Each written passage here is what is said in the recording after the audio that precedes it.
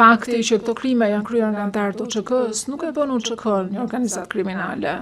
Dy gjëra mund të jenë vërteta. UÇK-ja mund të ketë luftuar një luftë shkrimtare, mund ta ketë bërë një gjë tillë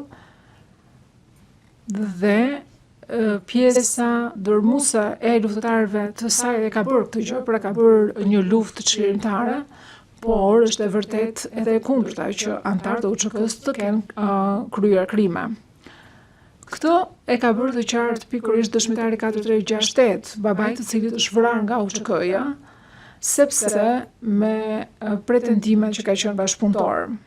Ai tha që ai e ka mbështetur UÇK-n që nuk ka vrarë shqiptarët. Për proces verbal kjo mund të gjendet në transkript në T7079. Fakti që këto krime janë kryer nga anëtarët e UÇK-s nuk e bën UÇK-n një organizatë kriminale.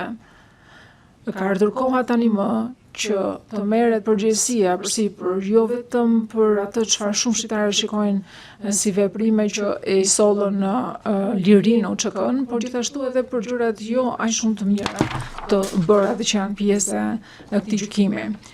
Askujt nuk i bëhet nder duke u ngjitur në një version të së shkuarës që kërkon që ta nxjerrë fitimtar vetëm një version. Pavarësisht se cili do jetë vendimi për këta 4 të akuzuar, ne shpresojmë që në emër të viktimave vendimi të jetë që këta 155 persona vërtet kanë qenë viktima të krimet dhe që nuk ekziston asnjë lloj justifikimi për çfarë lloj gjëje që këta persona kanë pësuar.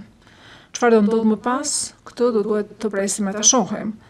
Por ne parashtrojmë që kjo është pjesë e përgjigjes së duhur ndaj këtyre krimeve dhe është një pjesë që mund t'ju jap pak drik jeshile këtyre njerëzve të cilët kanë vuajtur ka shumë nga padrejësitë.